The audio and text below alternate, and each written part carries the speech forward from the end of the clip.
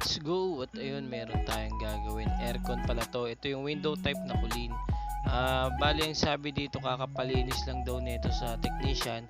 Tapos nung saglit lang daw gumana, tapos nung pinagana, hindi na raw lumamig. Tapos syempre, nung kinokontak daw nila, hindi rin daw nila makontak.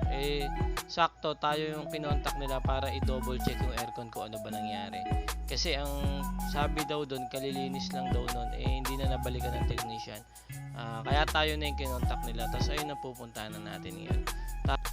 Tapos ito na yung unit ni ma'am. Ito na yung mga gamit natin. Yung mga assorted tools natin, pressure washer, saka yung vacuum pump. Yan, mabibigat yung mga yan. Pero kaya yan, dinala natin lahat para malaman din natin kung ano ba talaga. Tapos ito nga yung kulin na gagawin natin. Sine-check pa natin ulit kasi syempre hindi naman natin agad pwede ibaba para alam natin kung ano yung i-check natin. Tapos ang sabi nga daw, nilinisan lang daw yan tapos hindi na gumana. Ngayon nung pinapabalikan sa technician hindi naman daw bumalik, kaya naghanap na sila ng bago tapos tayo yung napili nila. Ayan yung aircon na yan. Hindi rin talaga lumalamig, blower lang yung gumagana. Tapos nagkakaroon siya ng error. Tapos syempre binabana namin yan dito. Tapos yan tignan nyo yung taas namin Nasa 15th floor kasi tayo yan. Taas, diba? Tapos yun yung LRT Ayan. Dito kasi banda yan, pa Maynila kasi itong ano natin Ayan. Bali, pag maglilinis pala kayo ng aircon, sisiguraduhin nyo na maayos yung pagkakagawa nyo, hindi yung bara-bara lang din. Sa mga customer naman, dapat bago kayo pumili ng gagawa, hindi yung basta makakita lang kayo sa online tapos kung ano yung mura yung napipiliin nyo. Kasi baka mamaya yung mapili nyo, mas mahal pa yung magastos nyo dahil nasira pa yung aircon. Tignan nyo rin yung mga previews na ginagawa nila para madodouble check nyo rin kung ano ba talaga, kung legit ba yung gumagawa o anong klase silang gagawa para may idea din kayo. Tapos eto nga yung aircon na binaklas namin. Tapos eto yung board na basa pala nung gumawa, nung naglinis. Siguro ang ginawa niya, nung nilinisan niya hindi niya na rin binaklas lahat. Hindi natin masabi kung binalutan ba niya o ano, kung paano niya ginawa. Basta nabasa niya yung board yan. Kaya ginawa natin, binibilad muna natin sa araw. Pinunasan na rin natin yan kasi wala rin naman tayong blower Kaya ang magagawa natin dito yung patuyuin siya. Tapos kaya pala siya nagkakaroon ng error kasi nagkaroon na siya ng shorted dahil nga dun pinagana nung gumawa, tapos nag-shorted na dun papunta dun sa compressor, kaya yung board niya naapektuhan. Kaya mamaya gagawin natin, hihinangin yan, pero patutuyuin din natin yung board. Hindi kasi pwedeng paganahin lalo lang maglolo kayo pag pinagana.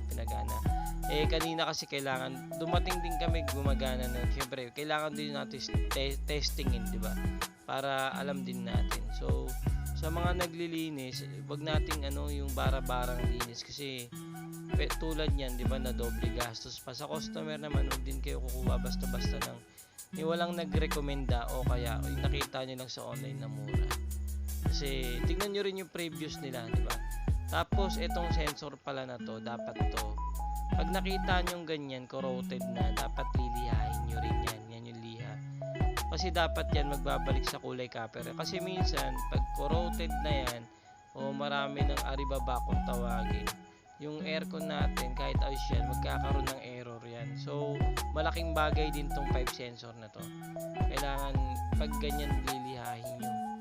Basta pag may napapansin na kayo na kakaiba, dapat inaano nyo na rin, ginagawa na rin yan. Tapos sinasabi natin sa customer. Tapos ayan na niliha na siya. Tapos ingat-ingat lang din kayo sa pagliha nito kasi lang to, 5 sensor lang naman to, 5 din to, pero importante siya. Baka mamaya mapuwersa nyo naman ng todo, masira nyo naman yung wire kasi yan naka-connect sa copper yun kasi naka-connect yan Basta dahan-dahanin nyo lang din. Basta pag napansin nyo ganun, lihain nyo na dahil pwedeng mag-error yan Kahit hindi pa nag-error nung ginagawa nyo, may posibilidad na mag-error yan, lalo na kayo huling last touch yan, di ba? Pag nilinis nyo, dapat tinitignan nyo na rin yung iba, lalo na nabaklas yun na din naman, di ba? Ayusin na natin yung trabaho natin, huwag na nating di ba? Tapos ito nga si Manoy. Ito pala yung cup ko, pares kaming makeup po. Marami na yung may ganito sombrero. Pag gusto nyo mag-PM lang kayo. Maganda to, magandang klase. Bagay na bagay ngayon sa tag-init talaga. Yan o, sinukat ko pa, di ba? Paring dar yan, maganda yung sombrero na yan. Maganda yung combination ng gray black. Maganda rin yung black. Yan, maganda yung sombrero na yan. PM lang kayo. Tapos eto na nga, ininang na nga natin yung nag-shorted dito. Gawa nga yan ng ng nabasa kasi. So pag ganyan nababasa, kailangan, pag alam yung nabasa nyo rin, tuyuin nyo, huwag kayong matakot na kasi pag pinaganin, lalo magsisira-sira yan. Ang advice ko lang sa customer, mas maganda na huwag kayo pabago-bago ng technician. Kung mas maigi kung nakukontak nyo yung dati nyo tas okay naman gumawa, maigi yun na lang din. Pero kung wala talaga, tignan nyo yung previews nila. Unang-una yung mga post nila, kung legit ba sila, kung may mga side comment, makikita nyo naman dun para kung sakali may babalikan kayo tulad nyan, di ba, nabasa nila. Tapos nung nag-back job hindi na makontak, di ba? Magkano ngayon yan? Hindi nag-doble na, imbis yung linis lang yung bayad. Nakakita lang kayo ng mura, yun ang pinatulan nyo. Di baling medyo may price basta sigurado. Hindi naman din yan maniningil ng mahal sa inyo. Yung mga konting diferensya na 100, 50, ano ba naman yun, di ba? Para safe din yung aircon nyo. Pero basta lang, pili lang din kayo ng maayos na gagawa. Kasi mahirap maghanap ng taong gagawa din talaga. Madali lang magsalita pero yung sa actual na hindi siya mahirap. Tapos pinagana na natin to dyan, gumagana na siya. Tapos inoobserbahan natin yan ng halos 30 minutes naming inobserbahan yan para sureball talaga na na gawang-gawa siya. Tapos ito yan, nasa DMCA kami home sa dito yan sa may Pamanila. Tapos yun lang, ito yung cup natin. Pag gusto nyo PM nyo lang ako. Supportahan nyo yung mga video natin. Marami kayong mapapanood sa akin ngayon tungkol sa aircon dahil summer na. Tapos ingat-ingat lang dahil tag-init na ngayon. Yun lang, thank you.